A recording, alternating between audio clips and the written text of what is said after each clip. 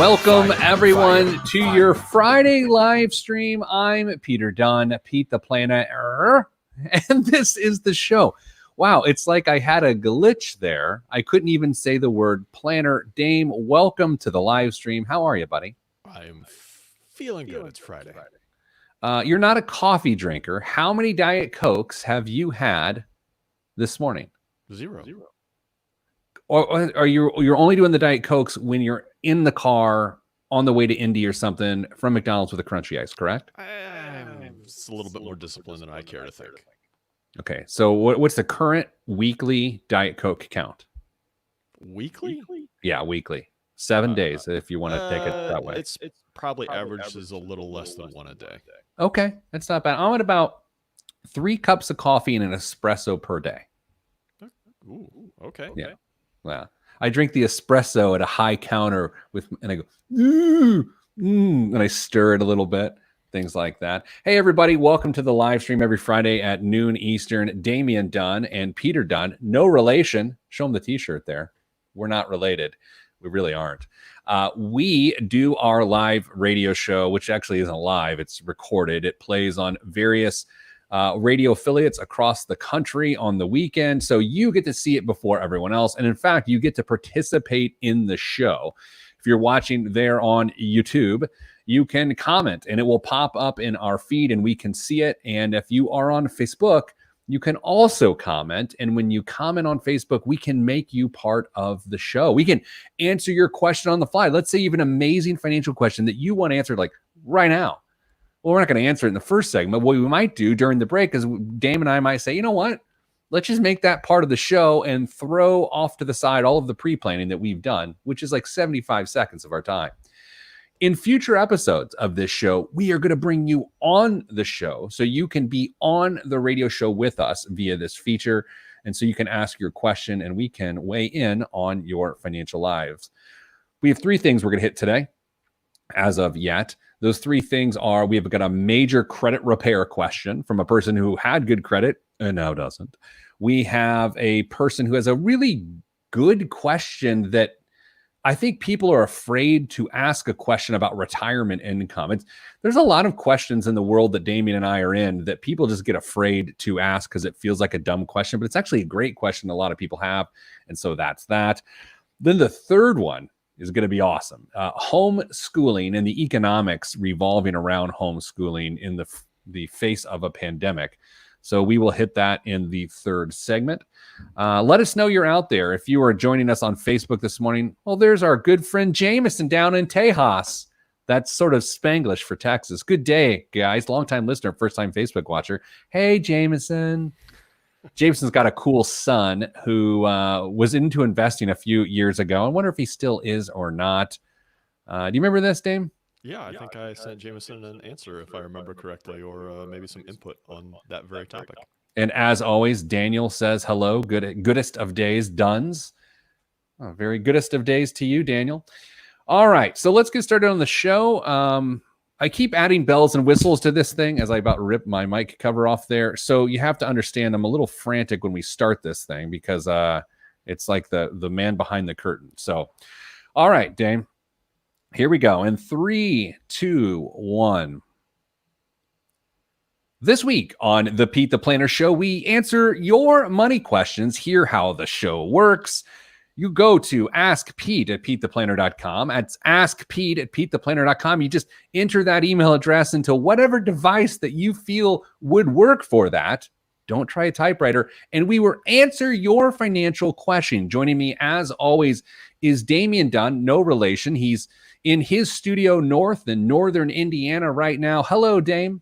Hello, Pete. Dame, I've noticed already in pre-production and as the show has already started in the last minute, I don't have good words today. I'm like, if it's a plural word, I'm making it singular. My words aren't coming out as much. I think I need more coffee. You ready to get started with this week's first question? Let's get this started. Dear Pete, I'm a 34-year-old male, and I have always been very meticulous. If you were writing an email to someone, would you say, Dame, well, you couldn't say 34. You're much older, but I'm a 42-year-old male, or would you just let your name determine your gender? I'm kind of old-fashioned. I guess I'd just let people make up their own assumptions based on my writing. And I've always been very meticulous about maintaining a high credit score because it makes life much easier. However, almost 3 years ago, I went through a relationship separation after 10 years. When we first met, my credit score was immaculate. Therefore, all the credit extended to us was ultimately put in my name because of the very low interest rates and very high limits. However, we were never married. Thus, when the separation occurred, there was no obligation for continued financial support from my ex. Furthermore, is this person an attorney? Maybe. Furthermore, all 3 cars were repossessed and I am beyond buried in debt, including an extensive amount in student loans from the ITT Tech during their predatory lending decade that was the ultimate demise of the organization. Damien, once we're off the air, remind me to tell you a story. Great. I love stories. Cannot share it with others, so to speak. I'm struggling immensely just to recover and keep my head afloat. Trying to get a place to live, a car, and even a job are very big obstacles, all due to the low score. Pin in that point, Dame, because we're going to have to talk about employment and credit scores coming up. The last I checked, it was a 458-point credit score. This is actually an increase due to receiving approval for a second secured credit card. I had heard that this was a great first step in getting damaged credit repaired. Prior to this, my score was 347. This is a straight up nosedive from a 736 just 2 years ago before the split. I've researched credit card or credit repair companies, I should say, DIY credit repair, and filing bankruptcy Chapter 7 and Chapter 13. I'm completely clueless about what the best decision is here. The people I've talked to give me, they continue to give me mixed opinions. Some swear by filing bankruptcy. They really shouldn't. Whereas others try to convince me that credit repair is the best way to go, hands down, especially if I do it myself. In your opinion, what's the best way to move forward regarding fixing my credit? I'm so unbelievably exhausted from being held back because of it, and I'm ready to take action now. I just don't know which way would provide the quickest results while also being the most effective. Sincerely, Matthew. Man, Matthew, my heart goes out to you because I know, and Dame knows, financial stress can beat you up.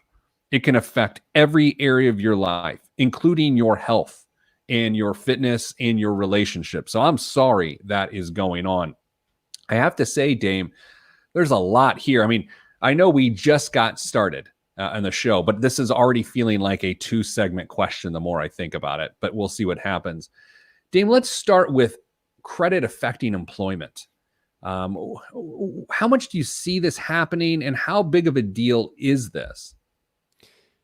The people that I talk to on a day-to-day basis haven't experienced this too much yet, but if you spend any time reading through different forums or just looking at what people are complaining about, credit is an issue that a lot of people don't think about when it comes to finding that next job or their first job or whatever the case may be. Employers want to have a really good idea of who they're hiring, and for some, I think it's reasonable to check credit based on the job.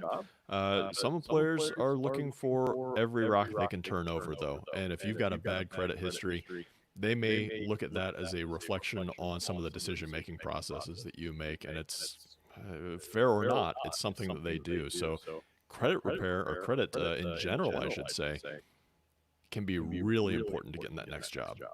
This is not helpful at all, but in high periods of unemployment, or periods of high unemployment, I should say, this terrifies me, because if there's down to 2 final candidates, they like them both, they interview them, and they do sort of that security background check sort of thing, man, Dame, that would be an awful situation if you can't find employment because of this. As a rule here at Your Money Line and Hey Money, we like to make bankruptcy like literally the very last option. It's there for a reason.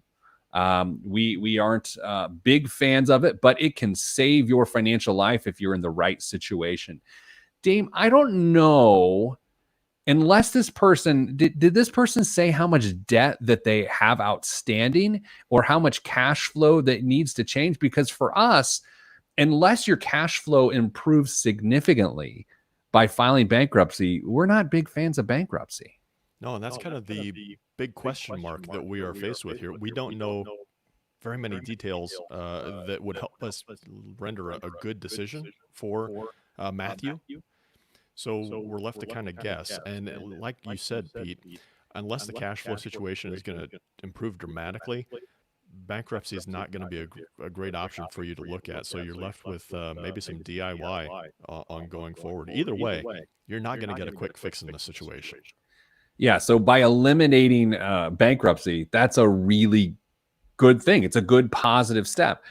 I think paying for credit repair is sort of a wishy-washy industry, man. You can get a lot of fraud, you can pay a lot of fees, and you can get a lot of promises that people can't deliver on to try to help you repair your credit. I think this person took an interesting step by getting a secured credit card. We generally recommend that for people who are trying to build a new credit. We don't often see it for credit repair this early in the process. There are some things that you can do to begin to repair your credit. Number one, getting current on your bills is a number one. If you are not currently current on your bills and you become current and stay current for 6 months, then your credit score will see at least a 50-point bump. So that's a really good thing. Dame, some of this clearly involves major negative incidents. And so I think the issue there is time just needs to pass, and then maybe he can see some increase there.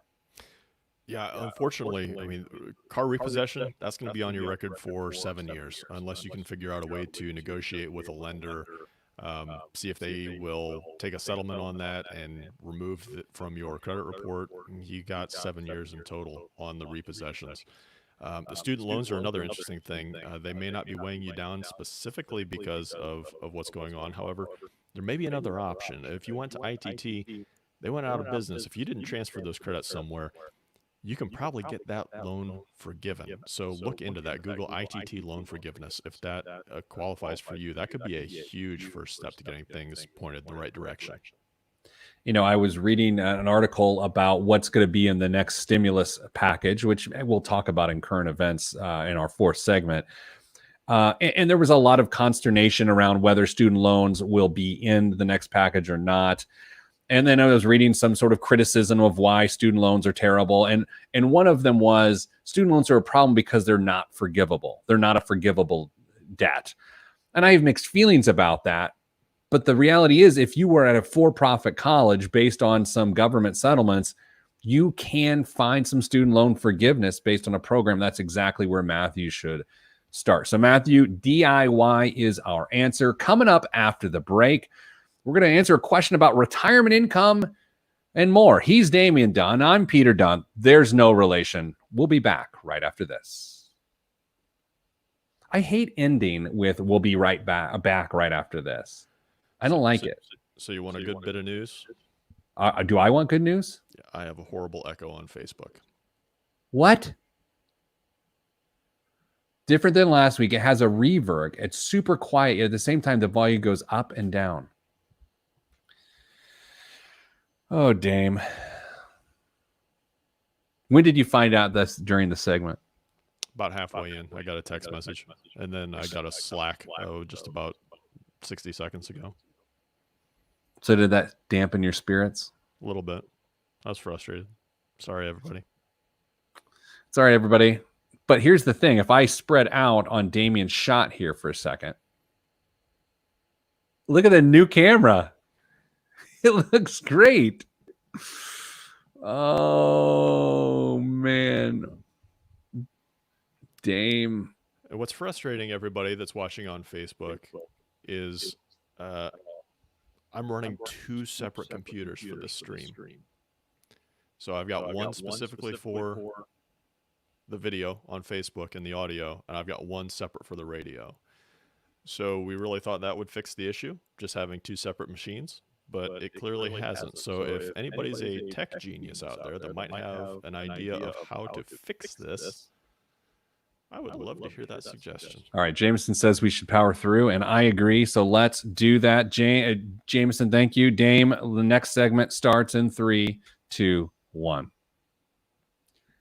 Back on the Pete the Planner show, we answer your money questions. There's no catch to this. There's no catch at all. Sometimes you think, oh, well, is the answer these guys are talking stuff. They're giving us a phone number and we're supposed to call them on Monday and they're going to sell us a bunch of stuff. That's not how it works. The show is very simple. You have questions, we have answers. We like doing that. And so that's how we're going to do it.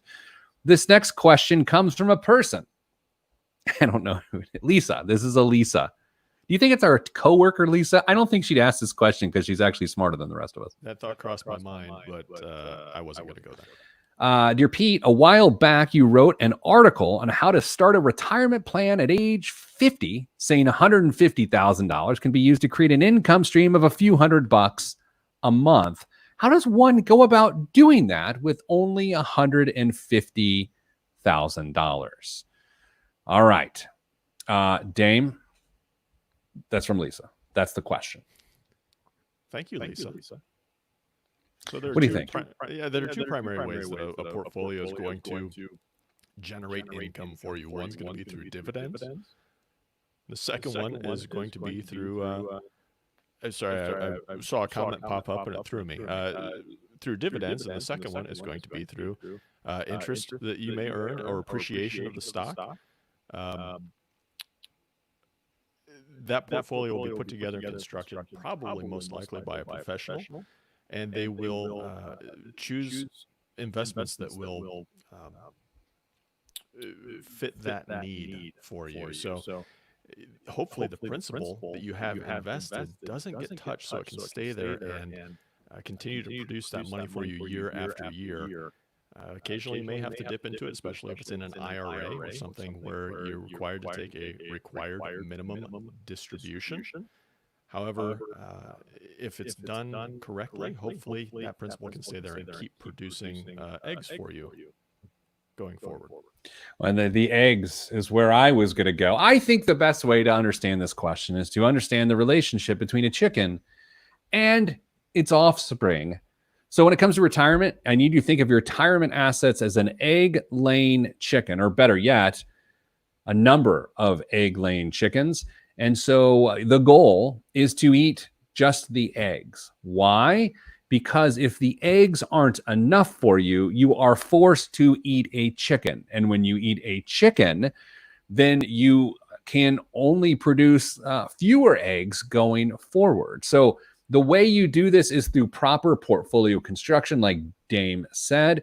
It involves sometimes taking dividends or bond interest.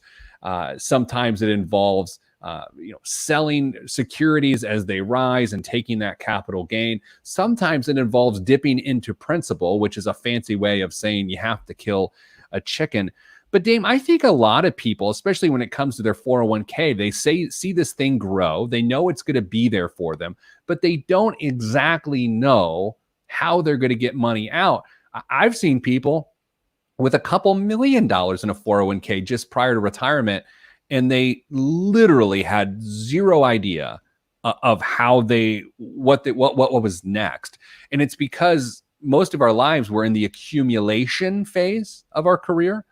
And when we transition into the distribution phase for the first time, Dame, we have no idea what to do because for the previous 40 years, we were in a completely different stage. Yeah, and there are some really big misconceptions that people have about what that transition looks like. I've had clients with some really reasonable ideas that were just applied incredibly wrong for the situation that they were in. So you do have to make a couple steps. When you make that transition to taking distributions instead of accumulating money, you're going to end up making a decision. When do you want to get that cash? Do you want to get it monthly, quarterly, annually? Where does the money have to come from? I mentioned those required minimum distributions out of qualified accounts. Is there a mixture that you need to take between qualified accounts and non-qualified accounts, or Roth IRAs as well? How does that play into your taxes? So it can be a very complicated question to answer. It doesn't always have to be, but the income generation and how you get that money out are two separate issues, but they dovetail really, really nicely together. I would say this is also why sometimes people choose to buy an annuity very frankly, Yeah. because an annuity, for those that don't know, is an insurance product. It's an investment product sold by insurance companies. And what is good about an annuity, and there are things that are not good, but what is good is it provides a tremendous amount of structure. And when I mean structure, I mean payouts, right? Distribution options. And frankly, I think sometimes unscrupulous financial salespeople are able to convince people to go that direction simply based on the payout structure itself. Whereas a portfolio manager could do the same thing, but they just very frankly struggle to describe that process in an easy, understandable way. Dame, I was having this conversation with a bunch of banking executives last night. I think sometimes really smart, qualified financial professionals struggle to serve clients simply based on their ability to communicate very complicated, processes in a very simple way. Communication is going to be the key. I mean, an annuity salesperson or insurance salesman in this case is going to be able to explain why an annuity is going to give you a nice steady flow of income. That is, they may throw the guaranteed word around a little bit. However, they may neglect to point out some of the downsides of an annuity as well. Can a portfolio manager give you that stream of income that you're looking for to make retirement work? Yeah, they can. Is it going to be the same way that an annuity does it? No, it's not.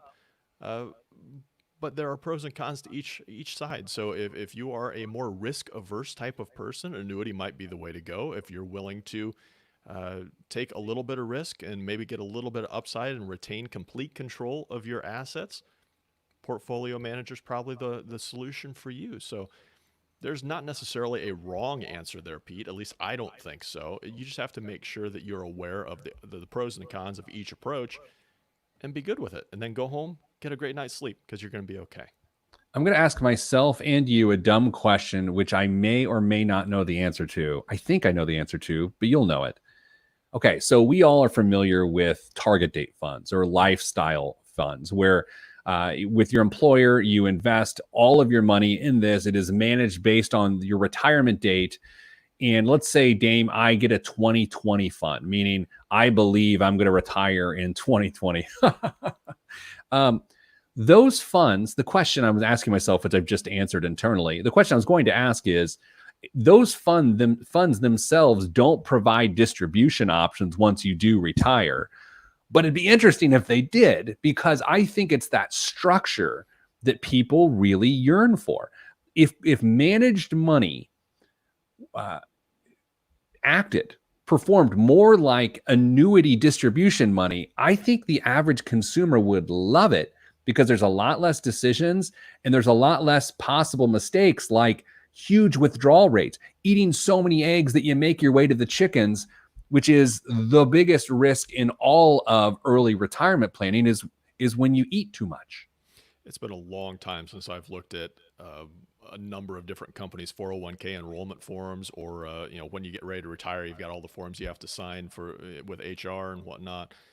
It would be really easy, at least in my head, for a 401k company to be able to slide a form across the desk, at least have the HR person slide the form across the desk and say, based on your account balance, this is what you could reasonably expect to take most years. Do you want us to set this up for you? I'm sure there are some other compliance things that would need to be gone through and covered in that space, but it seems like somebody would have had to have done that by now, but maybe they haven't. I don't know. All right, here's what we're going to do. We're going to take a quick break. We're going to hose off. I don't know. It just seemed like something to say. Anyway, we're going to come back after the break. We've got a great question about homeschooling and the economics of homeschooling as it relates to the pandemic. So that's what we're going to do. All that is next on the Pete the Planner Show. I'm Pete the Planner. Hey, Facebook, I turned down a setting that I think fixed the echo problem. Can you confirm that? So if you're watching on Facebook right now, did Damien's echo go down in the middle of the segment? Is it less significant now? So Dame, talk a little bit. I'm going to talk to see if my echo has gone down. I'm crossing my fingers. I had to shut off the live comments on Facebook because that's what threw me off. So I switched to private chat. It did work. Says the one and only. I trust her opinion. Cassie. Why isn't she on the show? She knows more than both of us combined about all of this stuff. I can run inside real quick if you want. No, here's the other thing. We have just realized in this moment, everyone, thank you for your feedback. Dame, I was the reason for the echo because of a setting I had. Really? Yeah. The volume. So Veronica said that Damien's volume is low. Okay. So. Yeah. Interesting. Let me see if I can push the gain up on this. It's going to be potentially tough. Give me just 2 shakes of a lamb's Give him tail. 2 shakes. I'm going to get set up for the next segment here. Okay, everybody. If you're joining us right now, I want to know, are you more into eating right now or more into losing the weight that you put on during the shutdown because you were really into eating then? Like, I was eating so much early in the shutdown. I was like, I'm going to go out like this with a sandwich in my mouth. But now I'm working out like a banshee. I rode 20 miles on my bike this morning with my neighbor, Brian, socially distanced, of course. Does anyone want to share with us right now? Are they currently in food or fitness stage of their life? Food or fitness are your choices. Jameson says your volume does sound lower. That's really interesting. I just turned my mic up. Facebook, does it sound a little bit louder? Crossing my fingers. I missed everything you said, Pete, because I had to refresh that other browser. So waiting for some feedback. That's, yeah, we're getting a lot of food. It's, yeah. Can't we do both? Thank you. Yeah, you can do both. I think you can do both. Daniel here says a boredom eater is what Huey is. Jameson says he's trying to reverse the COVID gain. So fitness is currently the move. And the beautiful Mrs. Dunn says he sounds much better. I probably shouldn't put your wife in the broadcast this much. Yes, that's all right. She's used to getting the attention in the relationship. That's okay. Look, if you're watching right now on Facebook, you can see our coworker Oz and her cute puppy, who's not much of a puppy anymore. What is that? I mean, dog is big. It's like a Shetland pony. It does look like a Shetland pony. All right, Dame, let's continue with the show. Next segment is about homeschooling, which you and I know both about. I was teacher of the year, male teacher of the year in my household for the spring semester of 2020. I don't know if you knew that. Oh, hey, Gordon. Our good buddy Gordon says Dame sounds much better now. I saw that. I made me smile on the inside when I saw Gordon's name. Love Gordon. Up. Gordon's the sort of coworker you want. He's not our coworker, but we get to work with him in his company. He's always looking out for his coworkers, and we think that's great. All right, Dame, here we go. 3, 2, 1. Back on the Pete the Planner show, working out some sound things during the break. It's an inside baseball thing. I'm not going to discuss it. Hello, everyone listening on WIBC Indianapolis and WIOU in Kokomo. Some other fine stations. Thanks for listening. You can always learn more about the show by going to PeteThePlanner.com. Dame, I very rarely drop the phrase go to PeteThePlanner.com anymore because just things have changed. But that felt weird, but that is where people should go. Thanks for the information. Okay. Question came in from Abby. Now, this is Damien and I's favorite question of the week. We don't play favorites here, but this is literally the best question we have ever heard for the third segment today. Good day, Pete and Damien. I've been a longtime listener of your podcast and really like the practical advice you give your listeners. This is fantastic. I'm hoping you can give some of that great practical advice about my situation as well. My husband and I recently received the full reentry plan for my kids' elementary school for this fall, and we're not super excited about it. For many and varied reasons, we are very seriously discussing withdrawing them from school entirely and making them get some jobs. No, I'm just kidding, she said, and homeschooling for the coming year. But we feel that in order to do that effectively, I will need to quit my job to focus on the kids' education. We've run the numbers, and without my job, our yearly income would go from about $170,000 American dollars to about $100,000. So we would need to cut expenses to make that work. The expenses that would would include our kids' private school tuition and aftercare costs, my IRA contributions, my husband's IRA contributions, and the extra principal payments we have been making on our mortgage. That, combined with some general belt tightening, and we should be able to make it. We would still be contributing to my husband's 401k at about 8% and the kids' 529 plans. But my question is, does it make sense to sacrifice our long-term goals, retirement, like this? Is it wise to cut off $1,000 per month of IRA contributions plus the additional $500 per month I'm contributing to a 401k plan, which includes a 3% match and end-of-year profit sharing? Could this plan affect our ability to retire in the future? We are both currently in our mid-30s with about $250,000 in combined retirement savings. You've been talking about financial stability a lot lately, and I worry that going to a one-income household in the midst of a global pandemic and recession moves us away from the good amount of stability that we currently have. I'm very interested to hear your thoughts on this. Thank you so much. P.S. Inspired by your Recession-Proof Your Finances in 30 Days YouTube series earlier this year, we were able to increase our emergency fund from $20,000 to $35,000 in less than 5 months. Thank you so much for that, Abby. But Dame, now I know why you think this is the email of the millennium. It's an amazing email, and it's really well thought out, and I'm excited to weigh in on it. What sticks out to you the most? First, it's really well thought out. If they decide to homeschool their kids, I'm not too worried about the kids at home because I think they're going to do a fine job teaching them. Reducing the salary from 170, or sorry, the income from 170 to $100,000, it does give you a little bit of pause. But I'm wondering, with all the work from home options that we've been facing, that we've been offered right now, is there an opportunity potentially for Abby to work even part-time for her current employer from home? Because what I've learned, because my wife and I have gone through this same process of trying to determine what we're going to do with our kids this fall.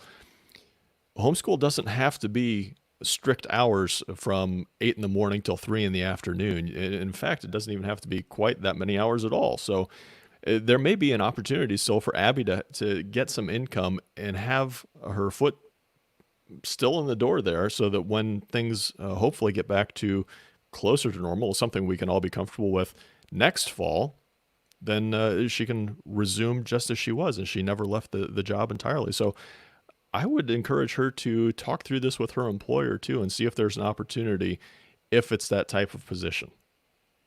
Yeah, I agree. I think they're weighing a ton of the different risks and rewards with this. We also don't know the things that they've thought about that didn't mention to us, like reentry. Yes, we are all faced with making really tough and awful decisions right now, but hopefully we're not in the same position at this time next year, which means she would want to go back to work and get back on track with not only her career, but their financial lives as they want it to be.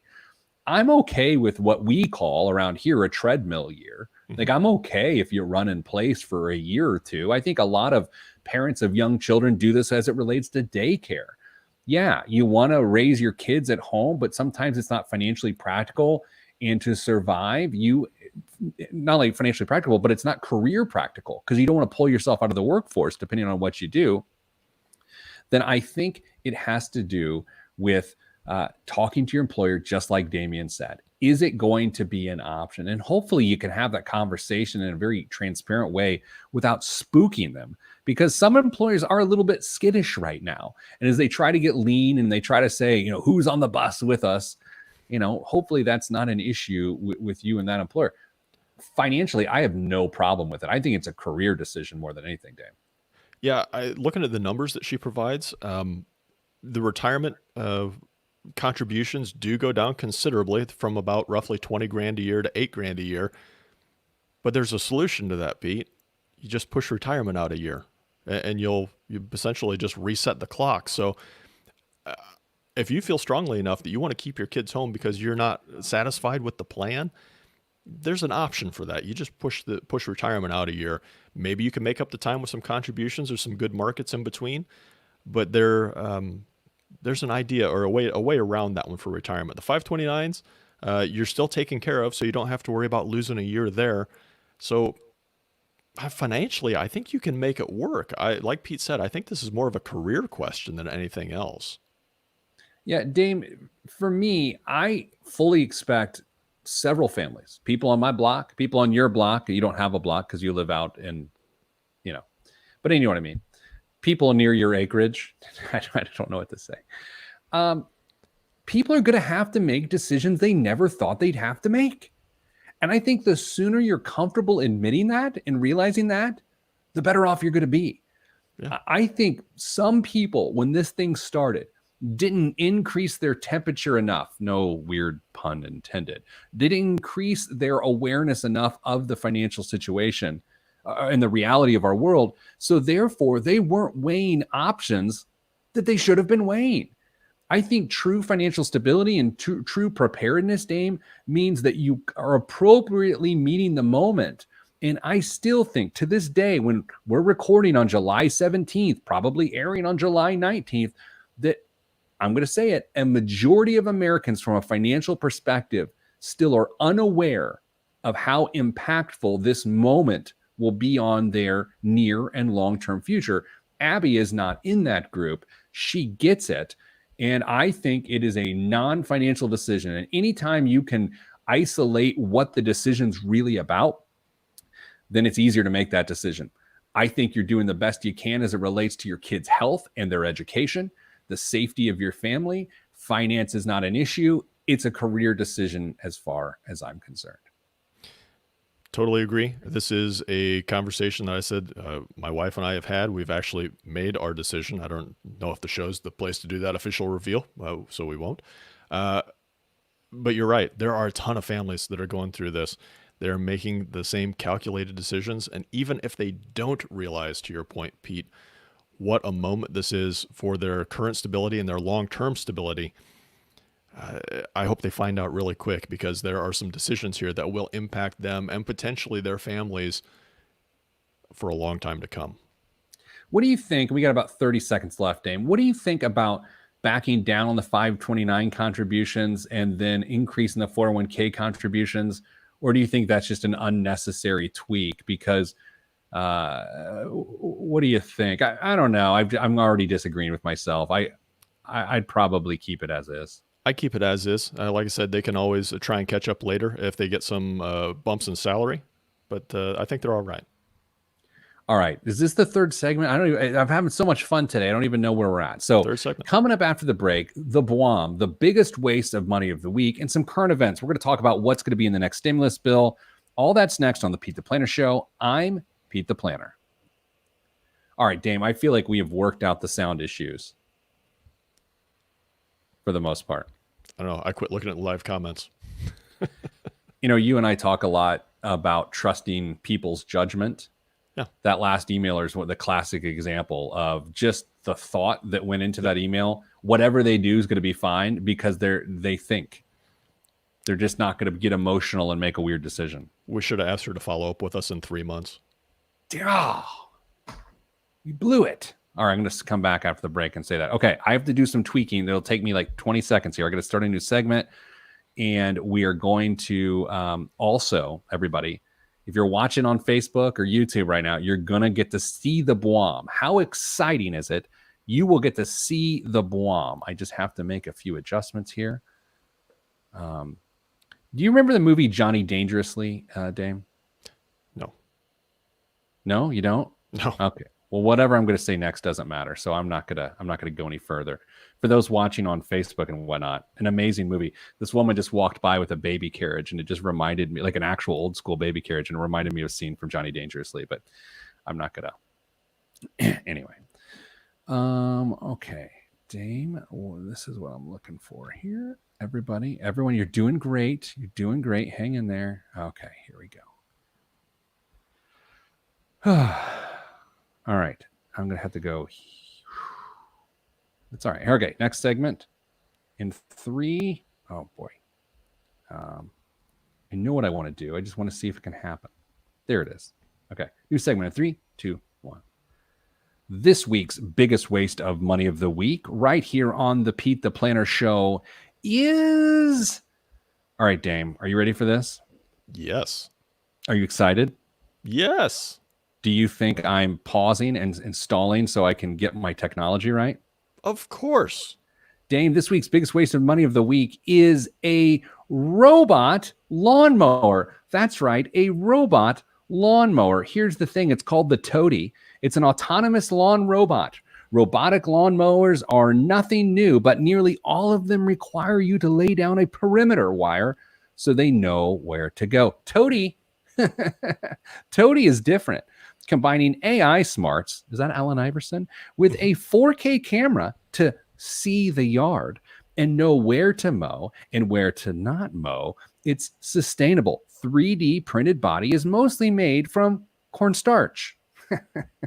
With a protective nano coating and wireless charging for the internal lithium ion batteries. 2 versions are available, both with titanium coated blades, adjustable mowing heights, and the ability to cut up to 1.2 acres per charge on the Pro or 0.6 acres on the standard model. Dame, where do you line up on autonomous robot lawnmowers? What's your take on that?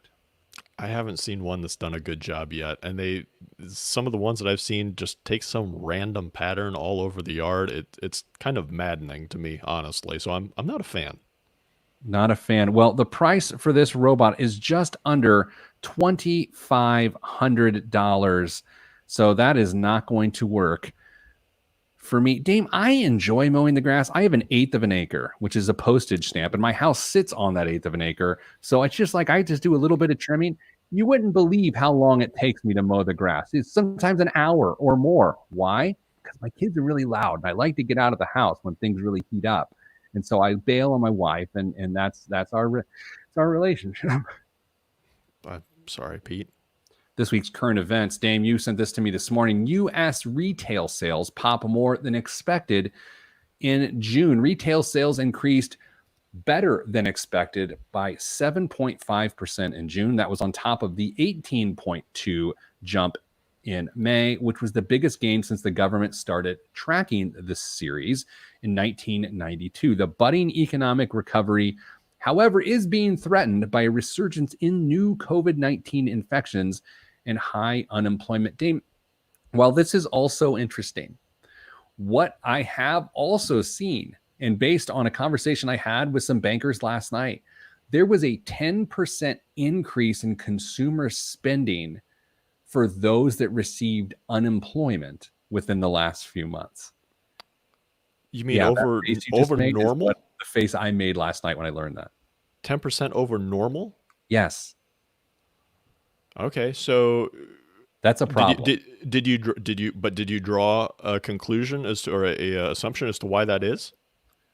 Well, I have a feeling why I know that why that is. Do you have a feeling as to why you think you know why it is? I think the unemployment benefits they were receiving were more than what their normal paycheck is, and so they felt a little flush. And what do you do when you're stressed? You either eat or you buy stuff, and so that's how they manage to cope. So that's my guess.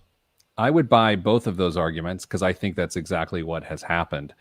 And it's important to say we don't say this judgmentally. I mean, we're saying it observationally. We're not. Yeah. You got to do what you got to do, and we also know that financial stress sometimes, oddly enough, in a very weird way, leads to spending more money.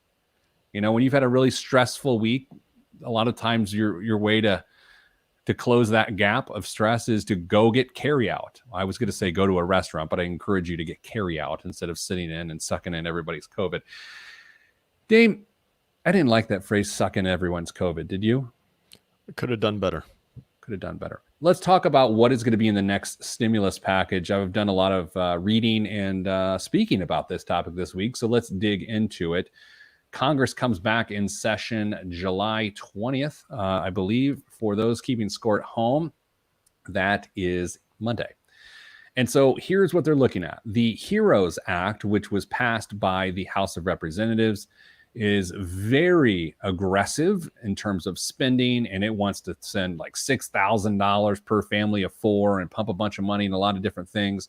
And I'm not saying that's good or bad, but that's what it wants to do. The Senate is less likely and is probably going to pump less than $2 trillion into this fourth stimulus bill, and you're going to see a lot of tax cuts in it. Dame, the 2 primary tax cuts are going to be a payroll tax holiday, so people won't have to pay FICA for Social Security and for Medicare, ideally for the remainder of the year to give them more money to spend. So that is a benefit that helps the employed. And then there is a capital gains tax holiday, which, Dame, who does that help? That's a great question, Pete. It would be people who already have some wealth set aside. So, hey, you're looking to sell that classic car for a nice little profit and take the money and go to Barbados, I guess? I don't know.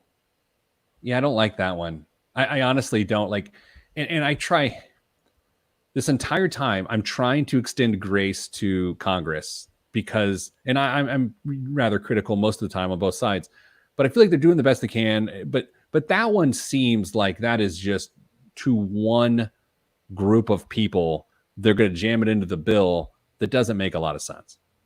I would need to see some economic research on why that would be valuable right now to buy into that one. There also is likely to be more direct payments to Americans. Here's the issue with that, though. And I don't want to say the issue. I should say here are the stipulations that will likely happen.